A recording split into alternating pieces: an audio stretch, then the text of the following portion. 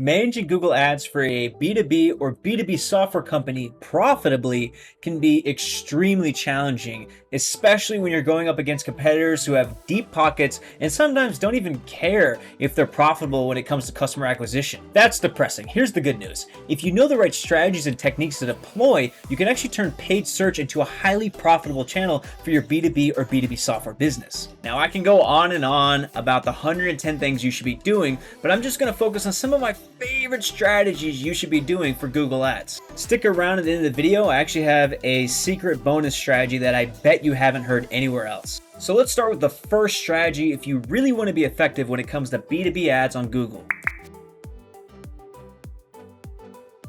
If you're trying to drive more sales qualified leads, or if you're trying to drive more MQLs to your business, or just email opt-ins in general, you're really going to start with this strategy first. You're really going to need to utilize high converting landing pages. And I'm not just saying, the stereotypical put your email in here and your other 7 form fields. No, I'm talking about landing pages that are specifically and even scientifically designed to maximize the percentage of people actually becoming a lead on your website. I actually have a full 10-minute video where I talk about this subject, but let me just give you some of the highlights. Today, I want to show you the do's and don'ts when building landing page for software and software as a service. Don't ask the highest friction questions first.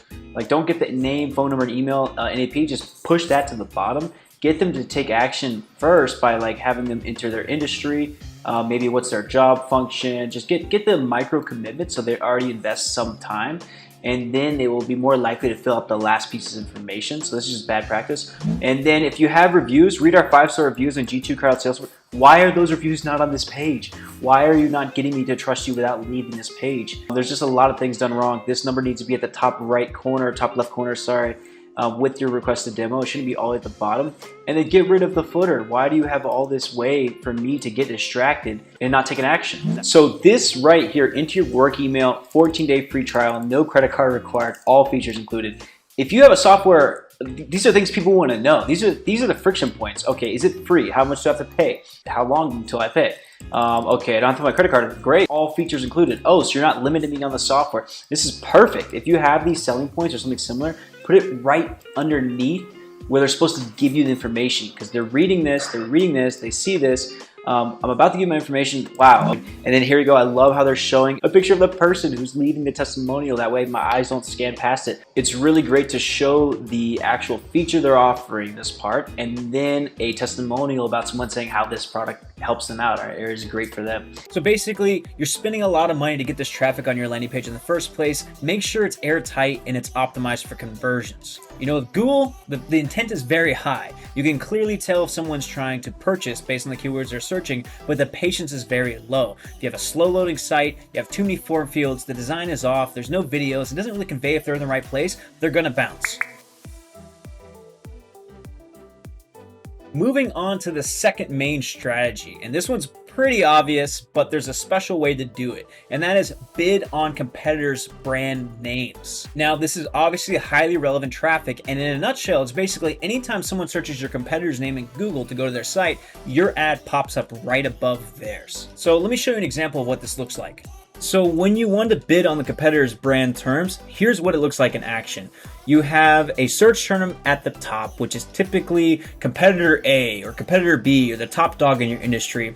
And then you actually have a chance to make sure your ad pops up right before their own ad on their own brand term or their organic results. So you have the chance to flip someone over to becoming a customer of yours, and this traffic is highly relevant if they're searching for your top competitor. Now, the twist with this is to not overpay for your impression share or your cost per click for your competitor's brand terms. We've actually found we get the same amount of leads by purposely underbidding for some competitors' terms. We think the theory behind this is if someone's searching for a competitor's brand name, sees an ad for us because we're an alternative to it, they might still want to shop around a bit before they purchase with that competitor they had in mind, because maybe there's a cheaper or better alternative they're not aware of. So we still get the click anyways. So a lot of people fall into the trap of just trying to get their ads to show up above the competitors, but showing below them is just as fine, and you'll save money and probably get the same amount of leads. So that's that little twist on there. Feel free to go and test this out right now.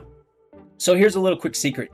You actually don't need to bid that high on these keywords. You're not trying to gobble up all the impression share or always make sure your ad is always above the competitors, because you're actually going to end up wasting a lot of money that way. We found that it doesn't really have that much of an impact if you just bid a little bit lower and get lower impression share. We still got a decent amount of clicks without overpaying for those clicks. There's definitely like a diminishing return effect going on, and I think a lot of people just make sure they're on top. You know, they just want to be on top of their competitors' terms and always be spot one, and that's an easy way to waste a lot of money because you can still get relevant clicks by bidding way less. Let's move on to strategy number 3 for running effective Google Ads for B2B and B2B software businesses.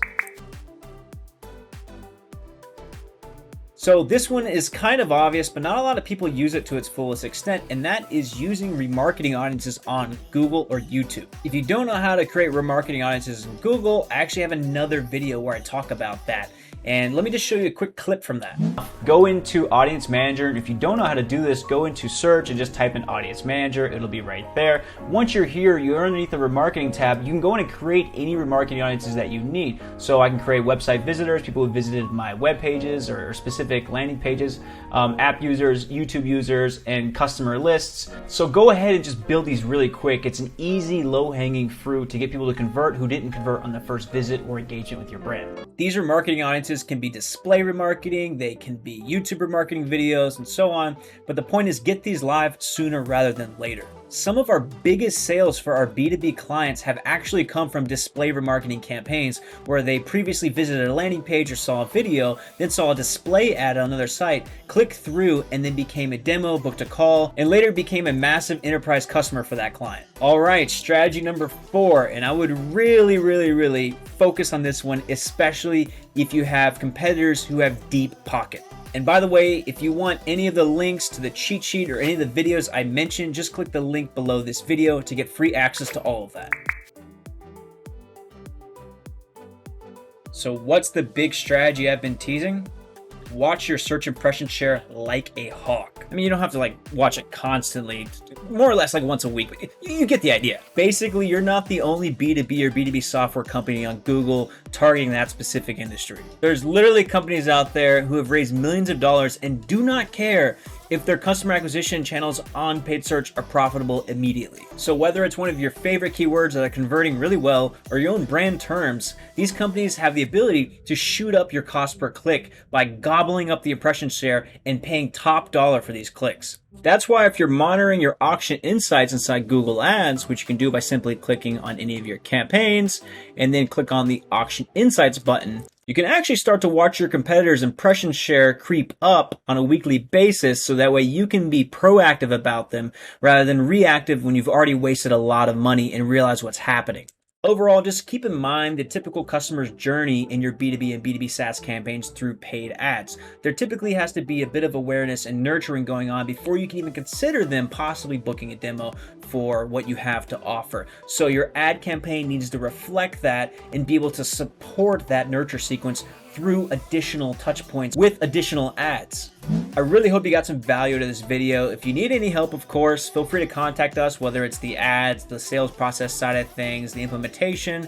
And if you want any of the resources I mentioned during this video, click the links below to get free access to them. And above all, please like, comment, and subscribe, and I'll see you on the next video.